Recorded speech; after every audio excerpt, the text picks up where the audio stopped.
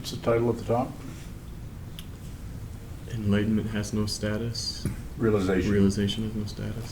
The word I prefer, realization, rather than enlightenment. Enlightenment is a state. Realization doesn't have a state. A very difficult concept because we use concepts. They're pretty hard to communicate without a concept. Some. You can do it with body language. Or what does that tell you? Ayahuasca. That's Panamanian for how are you?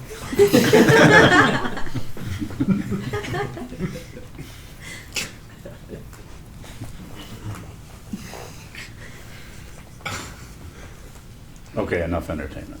Down to business.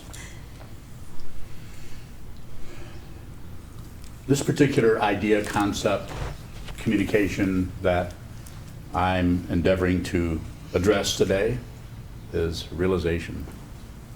What is realized? I can use concepts and point to that. What is realized is the fundamental nature of reality. That nothing, no hyphen thing, no thing is separate from any other thing, object, dynamic, anything that can be localized as something has got relatives. Anything that can be identified as something is fundamentally not separate from anything else that can be identified. So realization has no status. Enlightenment kind of has a status. And people talk about it. Those who claim to know, who say they have a corner on this teaching of the Buddha's Dharma, or Advaita, or the Hindu teachings of non-duality, so on and so forth. As I was saying to and Kevin on the way in the car this morning, what was I saying? Oh, don't tell them that. I was saying, anyone who claims anything about anything, especially this, anytime you hear any kind of a claim, little red flags, little tiny ones should kind of go up. Claiming something, do this and you'll become awake. And don't misunderstand, I'm not taking anything away from those teachings where there is some kind of a claim, where there is some kind of a dynamic. We have to do something. We have to claim a little bit.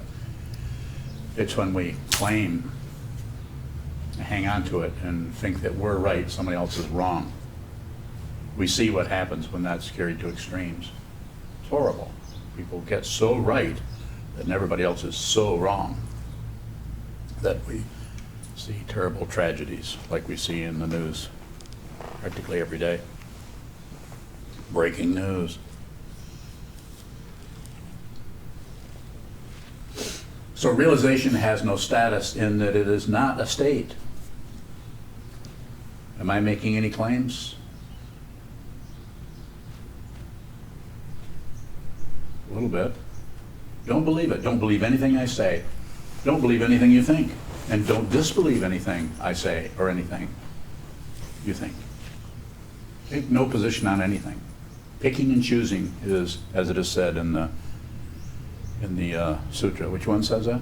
Sin Sin Ming. The Sin Sin Ming, or the heart mind of Sokuzan. I think it's 9th century, something like that.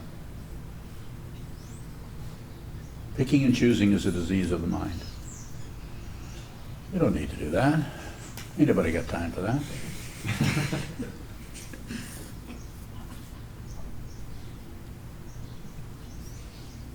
You can actually live and make what you call choices, but they're not actually choices, they're just what comes next. It's like the dinner bell, which hangs out, which Sheldon's father, Jan, who passed away 49 days ago today. We did a memorial service for him. He brought the dinner bell we have that we use for the bell and Hanan bell, and gave it to Sheldon. I think he gave it to you, didn't he? And then Sheldon donated to the temple, donated it so that we could have a nice big bell.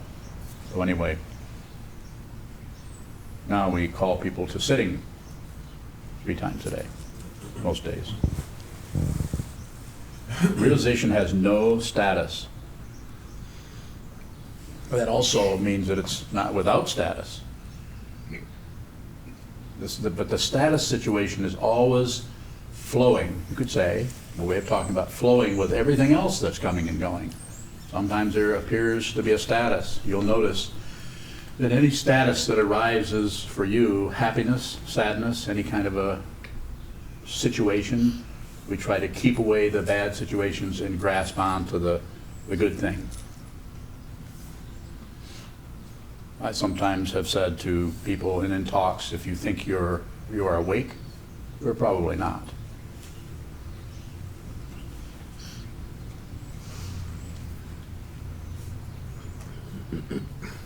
So the interesting thing about no status is, besides there being no opposite to that either, is that it is a state, yeah, I know I just lied, in which you have no reference point, which is somewhat of a stateless state. No reference point. It's not that you don't go towards that or walk between the trees instead of right into one. So a little bit of that.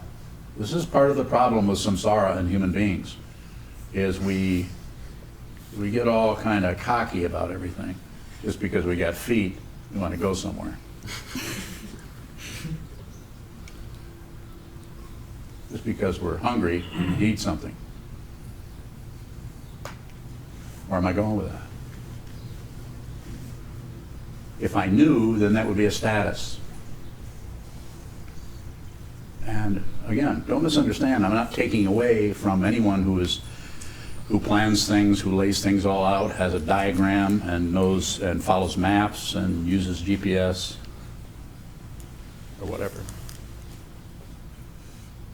It's the attachment part that causes the difficulty, is when we think we're onto something and we start to lock down on it so it doesn't scamper away when we're not looking. If you realize there isn't anything to hang on to, because you're not separate from anything anymore. You're so not separate that you don't even know who you are. Sometimes people have to remind you of your name. I'm not kidding. Maybe a little bit. But you actually are in a situation where there's so much openness that you don't even call it openness. You don't comment on your own state of being without particular reference point. It's the attachment to the reference point. Reference points are coming and going all the time. Take your pick. Oh, don't pick. Don't choose. And also don't not choose or not pick, but just notice, be aware. It's always about awareness that you're grasping. You don't have to stop grasping. Awareness that you're starting to get angry over something. You don't have to stop getting angry, because what does that do? That takes away from the awareness of the anger, and we start to become self-centered, thinking, I don't want to be someone who's angry. And we immediately go into identity of me. It's called ego. In the tradition of the Yogacara tradition, it's called the seventh consciousness, or the consciousness, the klesha mind, the mind that grasps at a self and grasps at another. Please, fill this with awareness. How do you do that? Sit on the cushion and you could say, relatively speaking, manufacture some. Or as they say out in the world, get a clue. Sit down, look, and see the way in which you're confused. This is all you're doing. We're not, I never teach. If I do, then I didn't mean to. I never teach, sit down and be peaceful.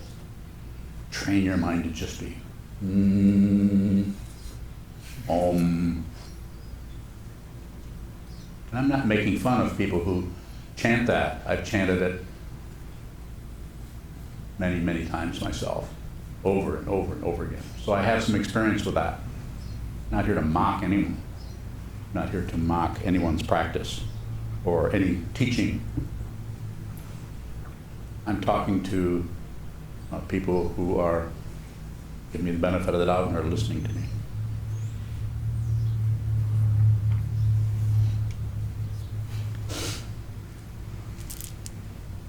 I should cover the microphone up when I sniff, shouldn't I? You shouldn't sniff. Better yet. Don't sniff. Evan. So when we sit and you say, well, Go ahead. Just jump in. when we're sitting and looking at Yes. how we get stuck, what we're seeing isn't information, right? A little bit, but not very much. Go ahead. So then, how does being aware of what oftentimes just seems like oatmeal or Yes.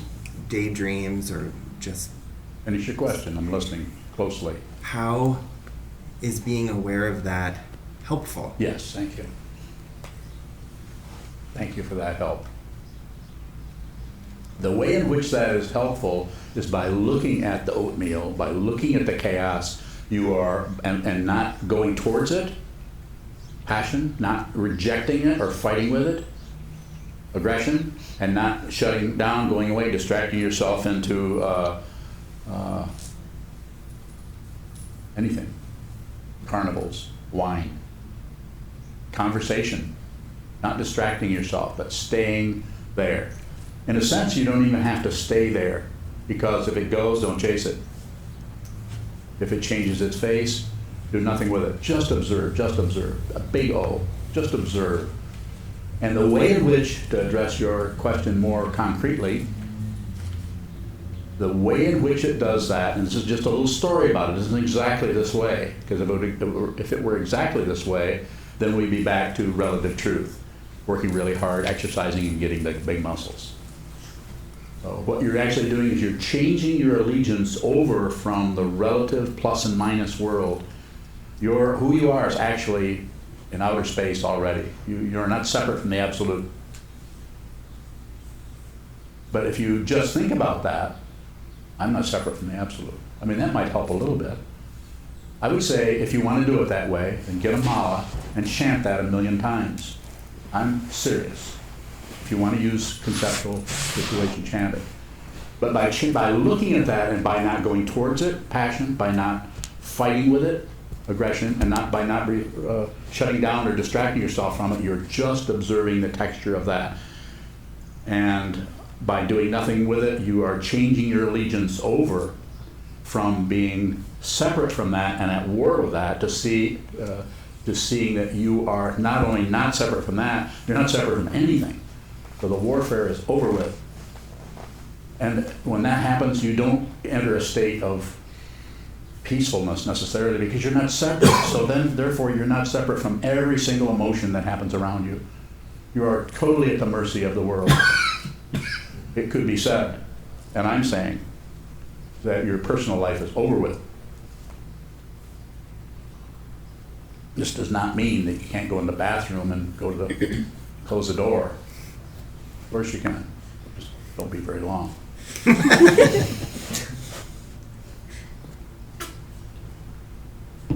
But your personal life is over in that everyone you meet, every situation you're in, you feel yourself resonating with other people's emotions, sometimes to the point that you think that they're your emotions. As long as there's a yours, and a theirs, you're going to have difficulty with that. Until you see that there is no separation, you'll go to war with others, and with others projected as yourself, and with other projection on you. Difficult. The person who is awake, you will have no idea what they're going to do. There would be no way you can take their inventory.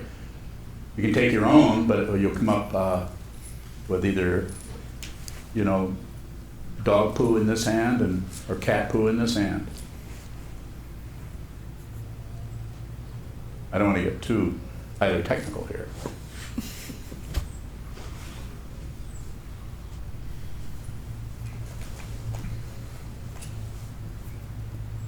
Haley. If we're sitting and something arises and we can't tell if we're grasping at it or pushing it away or being ignorant of it, is that a lack of awareness? Mm-mm. Oh, that's totally appropriate. Just don't try to maintain it. Whatever arises, no maintenance. You notice how sometimes we'll get mad at somebody about something and they'll start to back away, and then we like that anger to come back. Let's go back and see. Let's just remember how mad we were. Otherwise, they'll get away with this. We all have a little bit of that going on. Maybe not a lot, but some area in there you will notice where there's some kind of a maintenance. Maintenance of peace, maintenance of war, any maintenance of any state is delusion. Anytime there's maintenance, the state itself is just not separate. You may be in a situation where you're having a great time, and another situation where you're not having such a great time. There's nothing to get away from or nothing to maintain. Just as it says in the Tao, the ancient religion of spiritual path, I should say, of ancient China, which is very similar to Buddhism. It's just the water course way. Wherever the water's going, that's where you're going. It's like the Japanese is Mizu no Kukura, I think. Mind like water. Just the mind is just like water. That's what water does. Further questions? So no status means that that if you awaken, you really won't know it in the conventional sense. You'll kind of know something. You'll see something either has occurred or something has stopped occurring, not separate. Something has occurred or something no longer occurs, not separate. Those are not separate things. If you think they're separate, you'll continue to go to war with your own mind. You'll continue to go on winning in your mind and losing in your mind. You'll continue to go on blaming yourself or blaming others. Some people just blame themselves. When anything goes wrong, it's mea culpa. Some people are always blaming others, always looking for, depends on which Enneagram you are. Or which astrological sign, or which sign you have, if Mars is square your natal Saturn or not. I mean, I can go on like this indefinitely. I spent a lot of time looking in lots of different directions. I have not stopped looking. And not because I'm trying to find something. They usually ask me all kinds of questions about this. There's all kinds of room here to just make a fool of me. Go ahead. I'm here. Go ahead. Yeah. Yeah. How about Sandru from New York? He has a question. Sandru, if anybody can make a fool of me, Sandru. I mean, how would you like to cross swords with a psychiatrist? He asks, is awareness always present, but we don't see it? Yes. I feel so foolish saying that. Yes, it is. That's well put. I mean, it's an interesting use of concepts if you reflect on what he's saying there. You have to use the damn concepts. Otherwise, we got to go back to smoke signals, which weren't so bad. But they need smoke signals had some kind of a concept tied to them. Yes, Sheldon.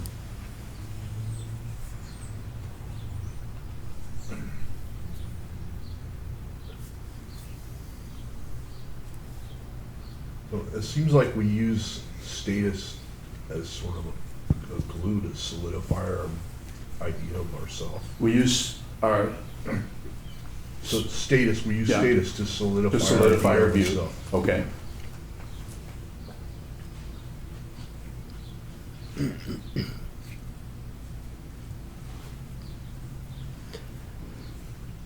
So how do we see through that?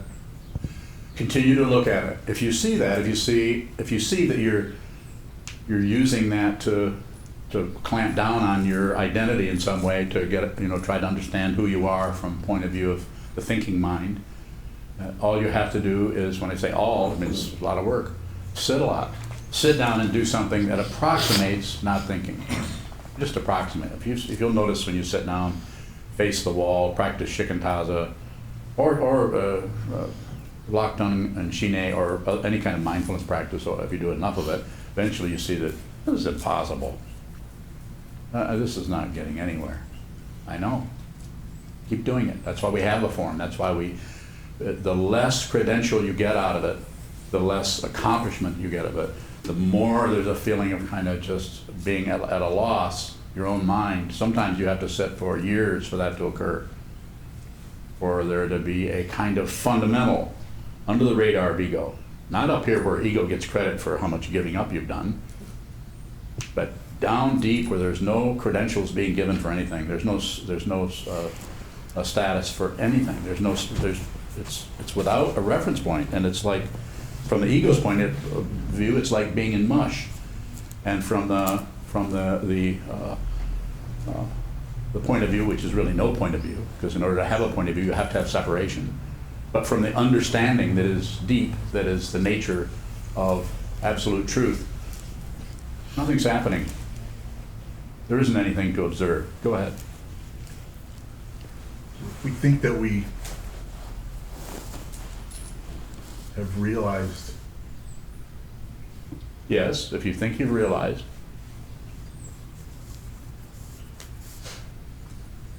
I know several people who think they've realized. If we think that we've realized anything, aren't we automatically turning that into status? Yeah. But it's not, you don't have to stop doing that. We don't get away from that. We want to see that we're doing it, so that if you see that you're doing it, it's like you open the hood of a car, and if you look at it long enough, 1,500 years, you're going to figure out or see how that works. Like if you open the hood of a Prius, it's completely confusing. It's like looking inside of a laptop. What? Where'd the engine go? But it's the idea of the repetition. This is why we do these sutras. We have different forms of repetition. We have the Hanan bell, bells and whistles and things going off, and people actually falling into the orbit of those repetitions, so that we can do it. It's very hard. Anyone who's living in even if you're living in the country in a cabin somewhere with plenty of Social Security coming in or something, it's still very hard to practice meditation. The self-centeredness does not want to be examined. That's why it seems to be so necessary, maybe not always, but to have a sangha, have a community of people, have a teacher, have a teaching, which we use the teaching of the Buddha because it seems to be a good one. 2,500 years of this, which says everything is dependently arisen. You might as well be saying nothing is separate. That's what the Buddha said. As far as we know, everything is dependently arisen. Yes, sir. Seems like you said some contradictory things here today. Seems like you said that there was nothing to observe. I've been caught. There was nothing to observe. I think he's calling you a hypocrite. No, Well, I'm just saying that there's contradictions. I It have- seems. Yeah, There it seems. appears to be well, contradictions. one hip doesn't contradict the other hip, except when we're walking. Then it's constant contradiction. That's a hypocrite. But He said there's nothing to meant to be observe, humorous. but the only thing to do is to observe. yes, Could you talk about? I can. Just observe whatever's moving until nothing moves. Simply put. Sit down, hold very still, hold still, make as still as you can without being aggressive or rigid or anything. Just hold very still. Just let the natural stillness that's already here. You'll find that there's a natural silence. Even though there's noise, there's a natural resting or silence that is your, to use the relative term, your birthright. You've got it coming. In the sense, in the other sense, the deeper sense, you've never been separate from that vast silence. It's here right now. You're never separate from it. I'm not trying to be very particularly romantic, because if we do that, then we get into some kind of dream about it, but it's actually, it's a concrete dream. It's real and unreal at the same time. Not two, when I say at the same time. What does that do to time if everything is at the same time? Thank you. Collapses it. Yes, sir. I would like to hear your opinion of the concept of Tao and the singularity in physics. Yeah. I don't have opinions. So, Yeah. Well, there's a couple, but those are personal. And they're concerning my wife.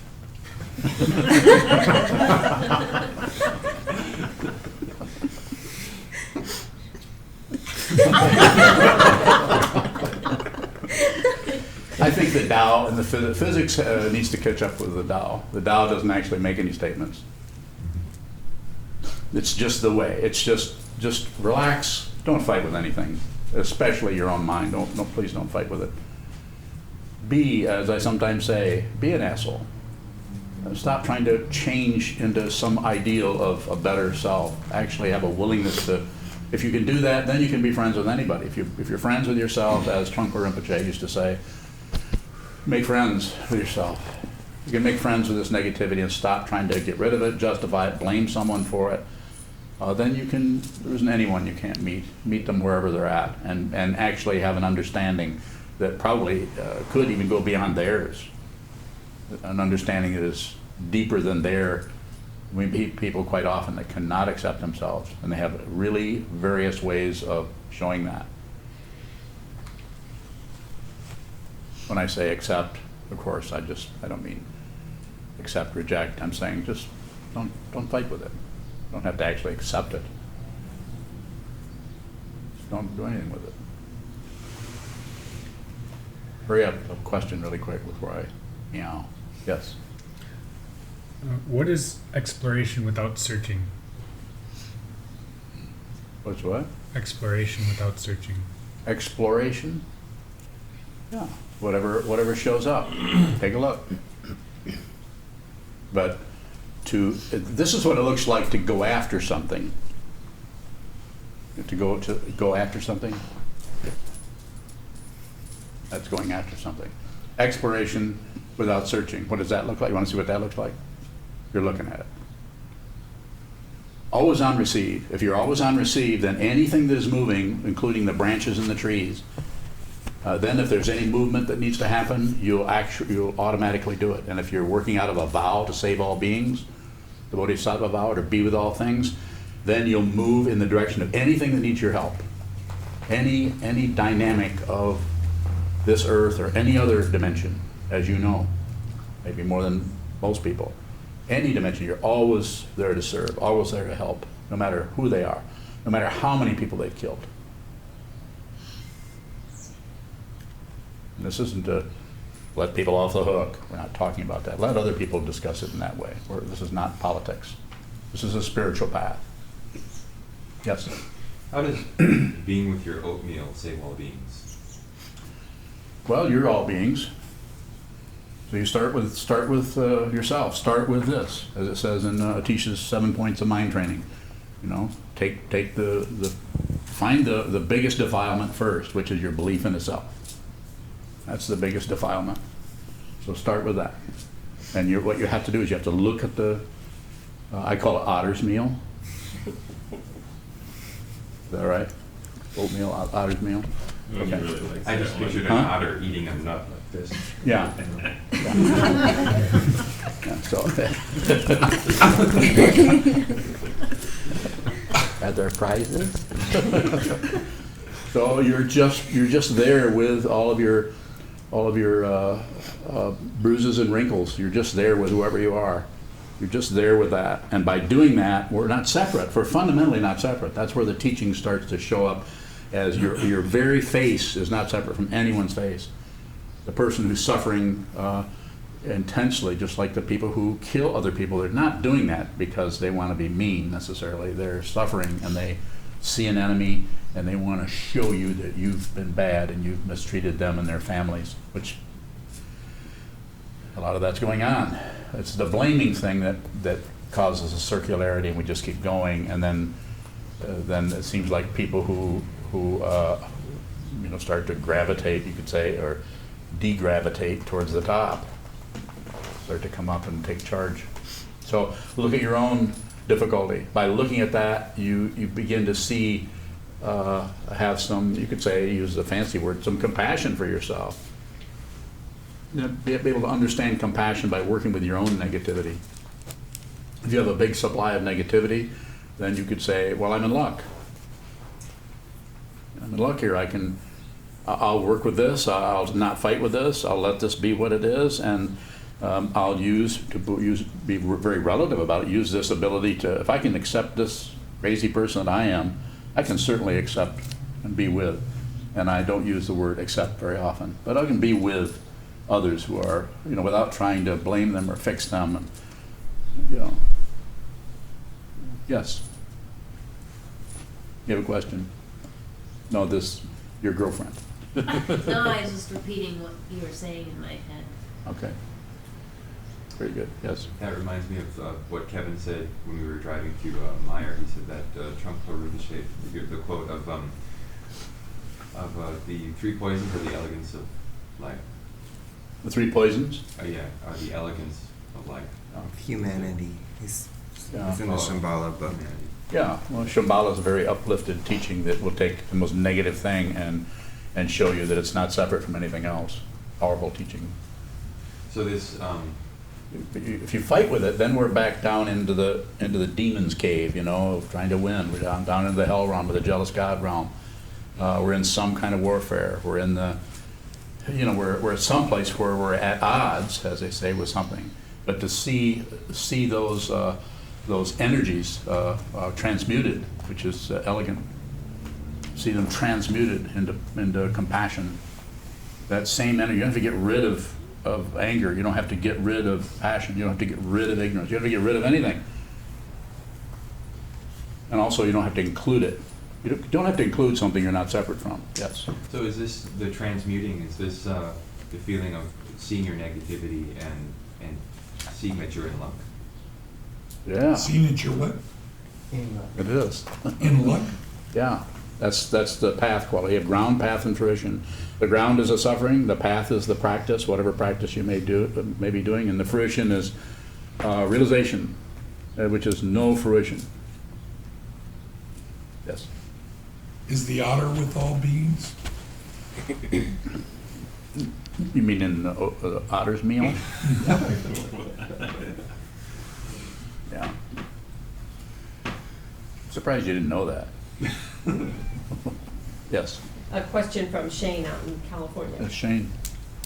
He asks, some people might have labeled Trungpa a drunk. Yes. How did he drink so much and observe the precept about not taking intoxicating substances? Mind your own business. Practice your own path. Don't take other people's inventory on anything. You don't know what kind of karma. I mean, look at the kind of karma that Trungpa Rinpoche was born with. He was born in Tibet. He just about died escaping with 300 people. Read his autobiography or his biography. The idea of labeling someone a drunk. I'm not saying he didn't drink a lot of alcohol. He did.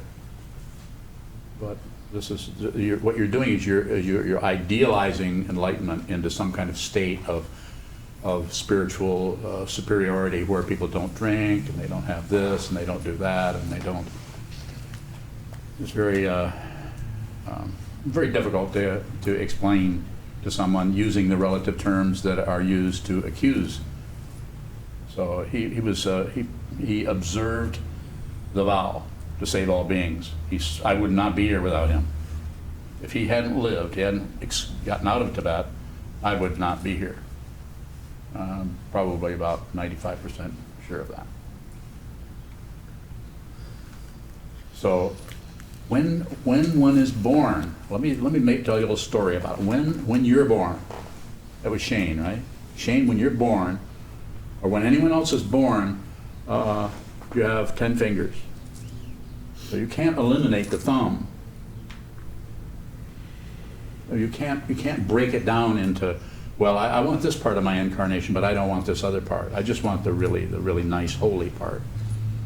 So in order for him to fulfill, and I'm just explaining this for him, something he didn't particularly bother to do. He never justified anything he did. And that was extremely meaningful to me, that he never explained or sold anything.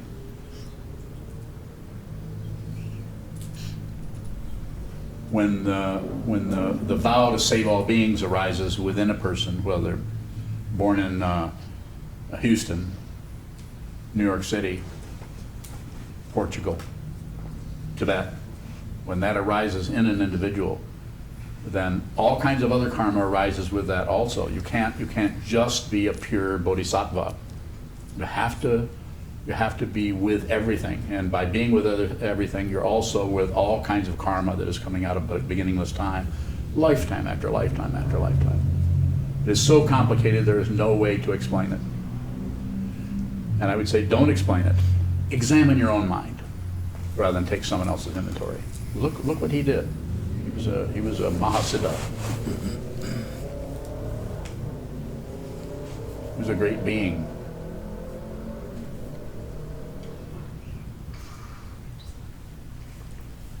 We have to do other things now. Daily Dharma gathering.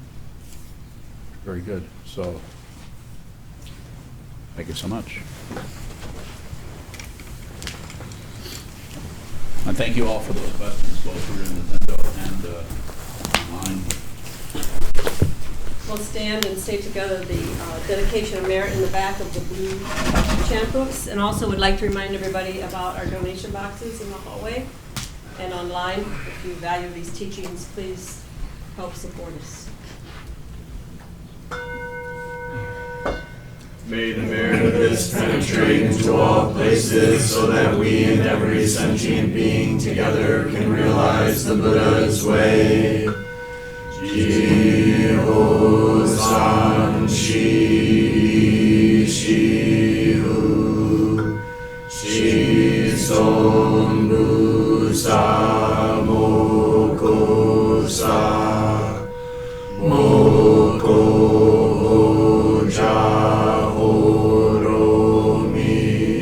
The 10 directions, the 3 worlds, all Buddhas, all venerable ones, Bodhisattvas, Mahasattvas, the great Prajna Paramita.